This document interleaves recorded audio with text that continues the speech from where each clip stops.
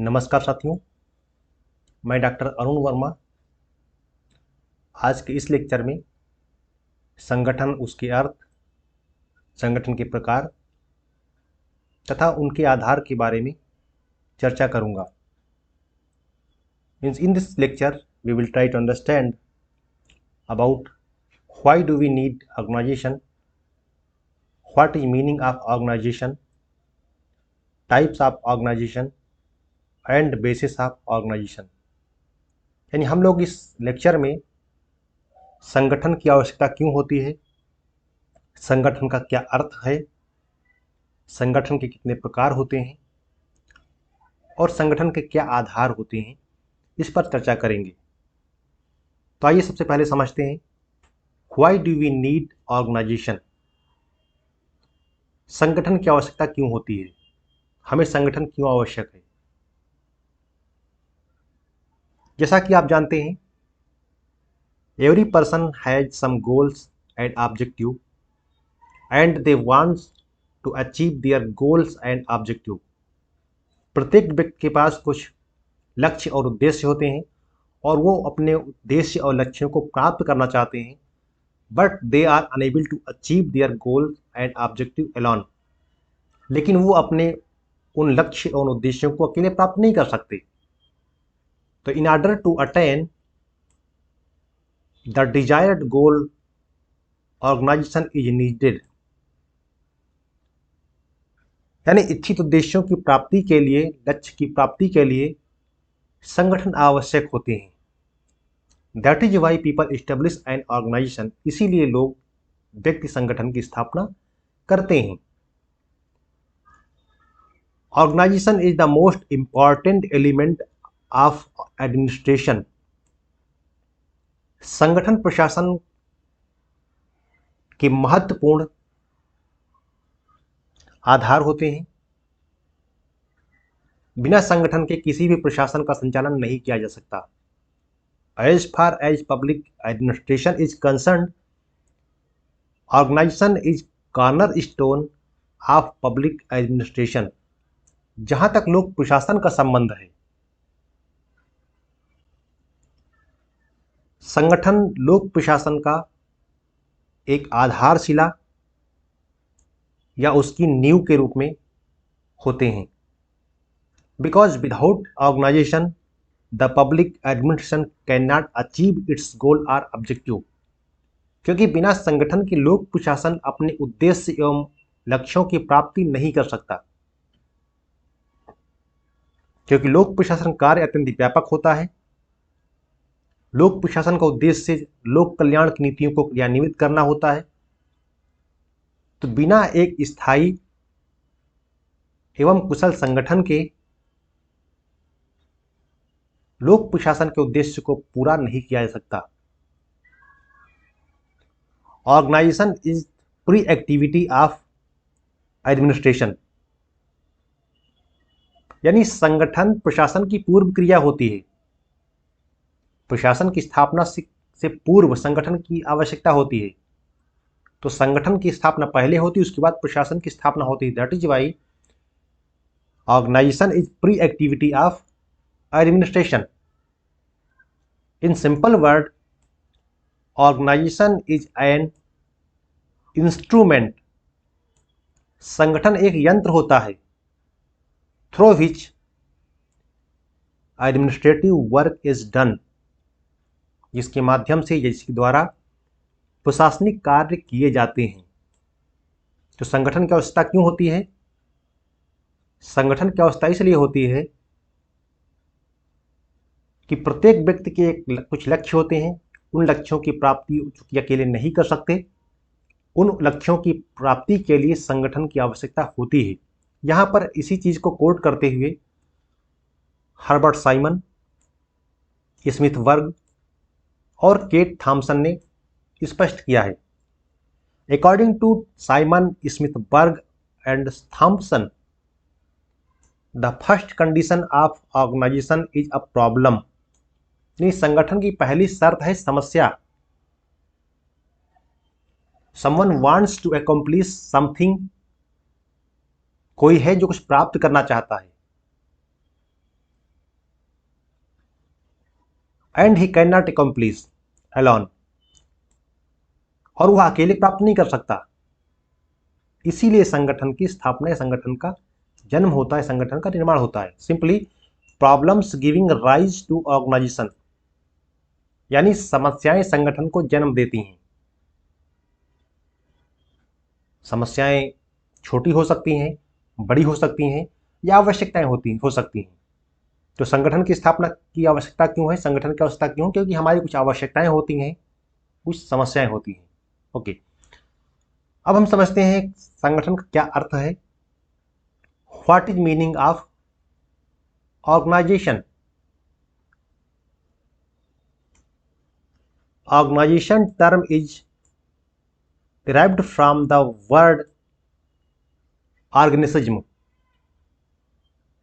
यानी ऑर्गेनाइजेशन शब्द ऑर्गेनिज्म शब्द का से लिया गया, इसकी उत्पत्ति हुई है, जिसका तात्पर्य होता which means to connect all parts in the whole for a common purpose, यानी सभी भागों को एक सामान्य क्रिया के लिए समग्र बनाना या एक सामान्य उद्देश्यों के लिए या एक सामान्य उद्देश्य के लिए सभी भागों का समग्र करना या उनको संगठित करना, फॉर ए कॉमन पर्पज। दूसरे शब्दों में समझ सकते हैं, in other word collective body of men and material to accomplish any specific goal, यानी संगठन का तात्पर्य क्या है? किन्हीं विशेष उद्देश्यों की प्राप्ति के लिए मनुष्यों एवं सामग्री दोनों सामूहिक निकाय ही संगठन कहलाता है। According to Oxford dictionary, organization means to give orderly structure to, यानी किसी वस्तु का व्यवस्थित ढांचा बनाना, और to frame and put into working order, यानी किसी वस्तु का आकार निश्चित करना तथा उसको कार्य करने की स्थिति में लाना। तो अकॉर्डिंग टू ऑक्सफोर्ड डिक्शनरी, किसी वस्तु का व्यवस्थित ढांचा बनाना संगठन है, या किसी वस्तु का आकार निश्चित करना तथा उसको कार्य की स्थिति में लाना ही संगठन है। अब यहां पर मूने ने भी संगठन को परिभाषित किया है। According to Mooney, organisation is the form of every human association for the attainment of a common purpose, यानी एक समान उद्देश्य की प्राप्ति के लिए बनने वाले प्रत्येक मानवीय समुदाय के ढांचे को संगठन कहा जाता है। यानी एक समान उद्देश्य की प्राप्ति के लिए बनने वाले प्रत्येक मानवीय ढांचे को संगठन कहते हैं। इट मीन्स, इसका तात्पर्य है अ ग्रुप ऑफ पीपल, लोगों का समूह, who come together to achieve any particular goal, जो किसी उद्देश्य को प्राप्त करने के लिए संगठित होते हैं, इज नोन एन ऑर्गेनाइजेशन, जो कि संगठन के नाम से जाना जाता है। तो संगठन की आवश्यकता क्यों पड़ी, संगठन की आवश्यकता क्यों है, वो संगठन किसे कहते हैं, what is meaning of organization, ये क्लियर हो गया होगा। अब हम बात करते हैं टाइप्स ऑफ ऑर्गेनाइजेशन की। जब हम टाइप्स ऑफ ऑर्गेनाइजेशन की बात करते हैं, संगठन के प्रकार की बात करते हैं, तो on the basis of structure and function, यानी संगठन की संरचना और उसके कार्यों के आधार पर, प्रकारों के आधार पर हम सारे संगठनों को दो भागों में बांट सकते हैं। We can bifurcate all organization into two parts. First is formal organization, यानी औपचारिक संगठन, और दूसरा अनौपचारिक संगठन, यानी इनफॉर्मल ऑर्गेनाइजेशन। तो औपचारिक और अनौपचारिक संगठन का विभाजन संगठन की जो संरचना होती है, संगठन के जो कार्य होते हैं, उसके आधार पर हम तय करते हैं। अब समझते हैं व्हाट इज फॉर्मल ऑर्गेनाइजेशन। औपचारिक संगठन किसे कहते हैं? Formal organization when an organization is deliberately and legitimately established, to achieve some specific objectives. जब किसी विशेष उद्देश्य की प्राप्ति के लिए किसी संगठन की स्थापना डिलिबरेटली यानी जानबूझकर और विधिवत लेजिटिमेटली की जाती है, तो ऐसे संगठनों को हम फॉर्मल ऑर्गेनाइजेशन यानी औपचारिक संगठन कहते हैं। यानी जब किसी संगठन की स्थापना डिलिबरेटली यानी जानबूझकर और विधिवत तरीके से की जाती है, तो ऐसे संगठनों को हम फॉर्मल ऑर्गेनाइजेशन या औपचारिक संगठन कहते हैं। ऐसे संगठन प्री प्लान्ड होते हैं। Luther Gulick, Lyndall Urwick, Frederick Taylor, Henri Fayol, Max Weber जैसे विचारकों ने लोक प्रशासन के क्षेत्र में औपचारिक संगठन का समर्थन किया। ये सारे विचारक लोक प्रशासन में औपचारिक संगठन का प्रतिपादन करते हैं। वहीं दूसरी ओर इनफॉर्मल ऑर्गेनाइजेशन यानी अनौपचारिक संगठन। अब अनौपचारिक संगठन औपचारिक संगठन के विपरीत होता है। हालांकि दोनों संगठनों का एक उद्देश्य होता है, लेकिन जैसा हमने बताया कि on the basis of structure and their functions, यानी उनके कार्य और उनकी संरचना के आधार पर हम संगठनों को दो भागों में बांटते हैं, औपचारिक और अनौपचारिक। When many peoples come together spontaneously, यानी जब बहुत सारे लोग अनायास ही एक साथ मिलते हैं किसी उद्देश्य की प्राप्ति करने के लिए, टू अचीव एनी गोल, किसी उद्देश्य की प्राप्ति करने के लिए, and they create an organization, यानी जब बहुत सारे कई व्यक्ति आपस में अनायास या स्वाभाविक रूप से स्वतः मिलते हैं किसी उद्देश्य की प्राप्ति के लिए और वो संगठन को निर्माण करते हैं, then it is called informal organization. ये थोड़ा सा यहाँ पर मिस्टेक हो गई है, इनफॉर्मल होना चाहिए था।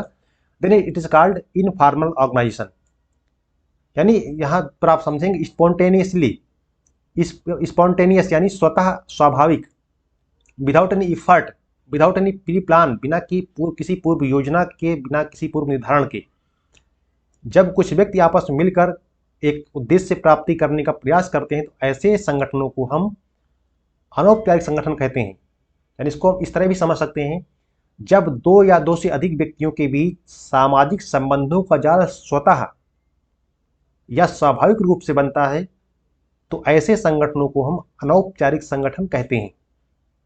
और लोक प्रशासन के क्षेत्र में Elton Mayo, Mary Parker Follett, Herbert Simon और चेस्टर बर्नार्ड जैसे विचारकों ने अनौपचारिक संगठन का समर्थन किया है। They are propounder of informal organization in public administration. तो आई होप ये क्लियर हो गया होगा। अब हम बात करते हैं बेसिस ऑफ ऑर्गेनाइजेशन की, यानी संगठन के आधार की हम बात करते हैं। जैसा एल.डी. व्हाइट ने कहा, L D. White said that we live in the era of organization. आज हम संगठन के युग में रह रहे हैं। We surrounded by several organization, हम तमाम तरह के संगठनों से घिरे हुए हैं।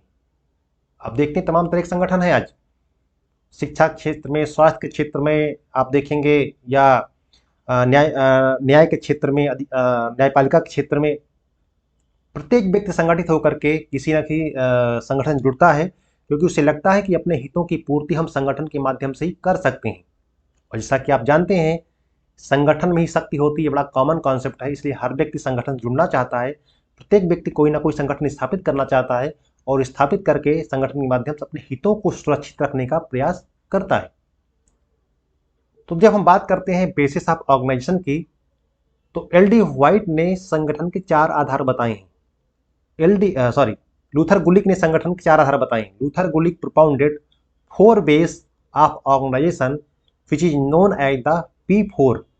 संगठन के 4 आधार बताए जिन्हें हम P4 के नाम से जानते हैं। P4 means purpose, process, person and place. Purpose means उद्देश्य या कार्य, प्रोसेस यानी प्रक्रिया, पर्सन यानी व्यक्ति, प्लेस यानी क्षेत्र या स्थान। तो इन चारों आधारों पर हम संगठनों को अलग अलग भागों में बांट सकते हैं। वैसे तो प्रत्येक संगठन की स्थापना ही किसी न किसी विशेष उद्देश्य के लिए होती है। तो हर संगठन का एक उद्देश्य होता है,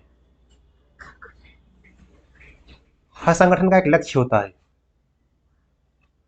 on the basis of purpose we can divide all organization in multiple parts. It can be health department, it can be education department, it can be defense department, it can be transport department or organization. तो प्रत्येक संगठन का एक उद्देश्य होता है। जैसे हम बात करते हैं लोक प्रशासन, the term public administration is very vast and extensive. लोक प्रशासन शब्दावली अत्यंत व्यापक है, अत्यंत विस्तृत है। इसके अंतर्गत तमाम तरह के आप देखेंगे छोटे छोटे संगठन हैं। जब हम लोक प्रशासन की बात करते हैं, इसमें शिक्षा संगठन है, इसमें स्वास्थ्य के संगठन है, इसमें रक्षा के संगठन है, इसमें यातायात के संगठन है, इसमें विद्युत के संगठन है, सिंचाई विभाग के संगठन है। मानव जीवन से जुड़े हर क्षेत्र के लिए अलग अलग संगठन हैं। तो प्रत्येक संगठन का उद्देश्य होता है।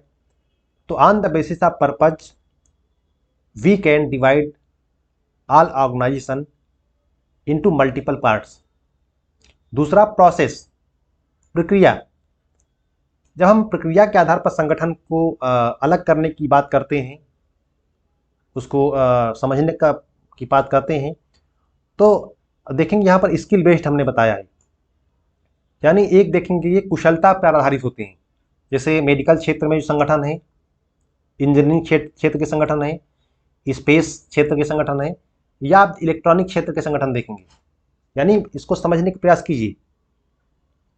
जब हम इस राज्य के अंतर्गत संचालित होने वाले या अस्तित्व में जो संगठन हैं, उनको उनकी प्रक्रिया के आधार पर बांटने का प्रयास करें, तो उनको प्रक्रिया के आधार पर हम विभिन्न भागों में बांट सकते। जैसे कि चिकित्सा क्षेत्र के संगठन, या प्रौद्योगिकी क्षेत्र के संगठन, या फिर स्पेस क्षेत्र के संगठन, या विद्युत क्षेत्र के संगठन।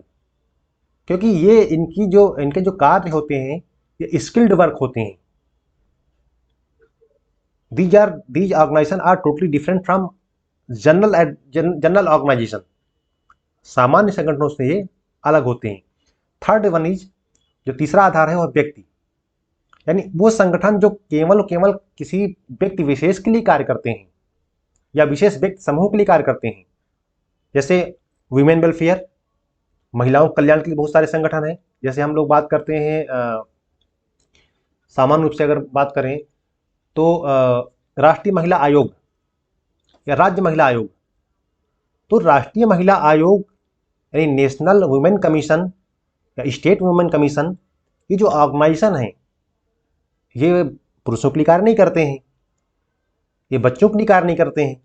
इसी प्रकार से ट्राइबल वेलफेयर कमीशन हैं या ऑर्गेनाइजेशन हैं, जनजाति कल्याण के लिए जो संगठन है, जो प्रशासन है, या जो बच्चों के कल्याण के लिए संगठन है। तो अगर हम वास्तव में व्यक्तियों के आधार पर देखें, जो संगठन किसी विशेष व्यक्ति समूह, विशेष वर्ग के लिए कार्य करते हैं, उसके आधार पर हम कई संगठनों को अलग अलग बांट सकते हैं। जैसा कि हमने बताया, महिला कल्याण के लिए या जनजाति कल्याण के लिए या फिर बच्चों के लिए, चाइल्ड वेलफेयर के लिए भी अलग अलग संगठन हैं। उसके बाद चौथा आधार है वह प्लेस यानी क्षेत्र या प्रदेश। तो क्षेत्र और प्रदेश में हम उन संगठनों को रखते हैं जिनका कार्य केवल क्षेत्र विशेष तक ही सीमित रहता है, वो यूनिवर्सली हर जगह कार्य नहीं करते।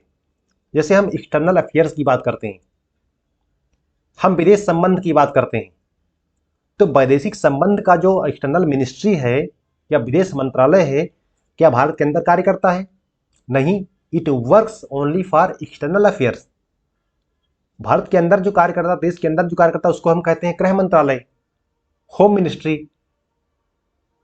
तो दूसरा बात करें बुंदेलखंड विकास बोर्ड। बुंदेलखंड विकास बोर्ड का भी कार्य बुंदेलखंड क्षेत्र तक ही सीमित है, उस प्रदेश तक सीमित है, उस एरिया तक सीमित है। ये पूरे राज्य में, पूरे देश में कार्य नहीं करता।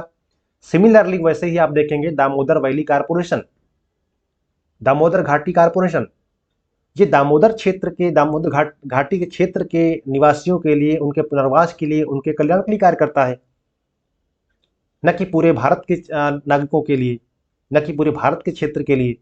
तो इस प्रकार हम देखें तो संगठन के आधार मुख्य रूप से 4 हैं, जिसमें सबसे पहला आप देखेंगे उद्देश्य या कार्य, दूसरा प्रक्रिया, तीसरा व्यक्ति और चौथा क्षेत्र या प्रदेश।